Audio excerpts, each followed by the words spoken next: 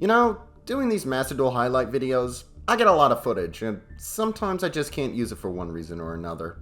And recently, I got a lot of footage for one deck in particular, Trickstars. Now, while I do have a Trickstar replay video planned, I got a bunch of other replays featuring them.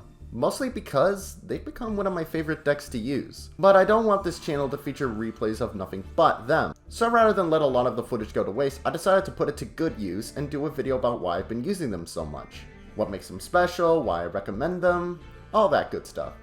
The Trickstars were introduced in the card game in the set Code of the Duelist. They are all light fairies and are inspired by pop stars mixed with religious references.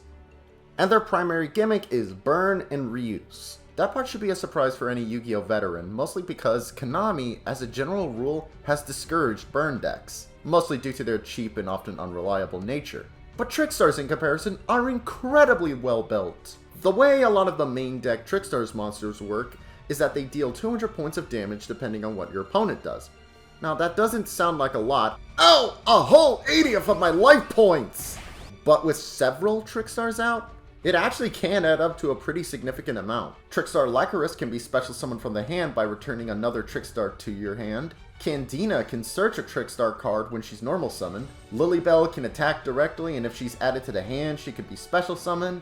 These are all pretty helpful effects on their own, but they also have amazing spell and trap support. Let's start off with their field spell, or rather field spells, all of which have incredibly helpful effects, but my favorite is Light Stage. Light Stage not only deals an extra 200 points of damage anytime a Trickstar does damage, but when it's first activated, it lets you search a Trickstar monster, and you can disable an opponent's set spell or trap card. Jeez, remember when all field spells did back in the day was give your monster a slight attack point boost? And aside from that, there's Trickstar Festival, which gets you 2 Trickstar tokens for link summoning at the cost of special summoning any other kind of monsters that turn, and can be banished to prevent your linked Trickstar monster from being destroyed.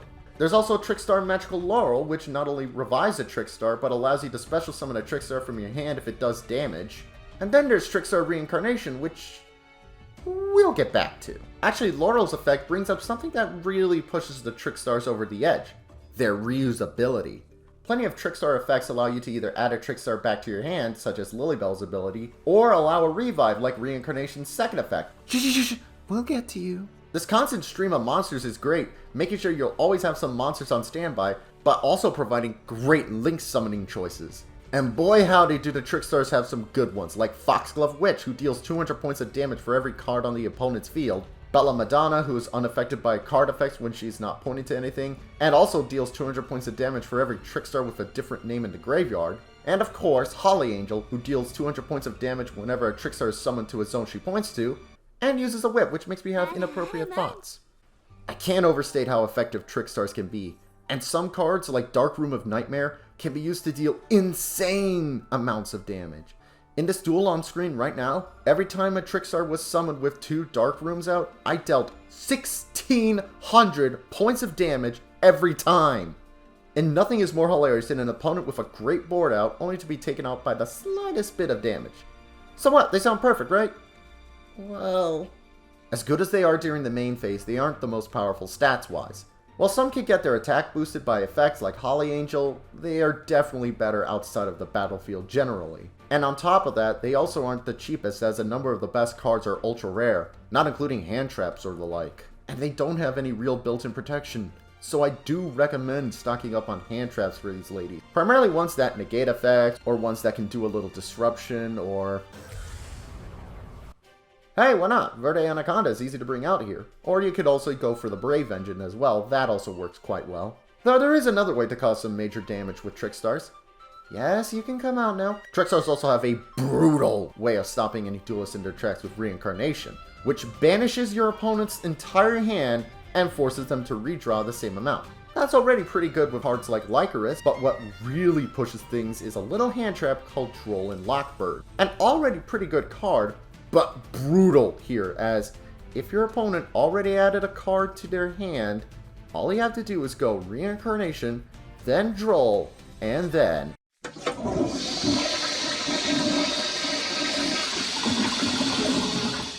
Sure, Jan. And bear in mind, Reincarnation is searchable with Candina. Woo!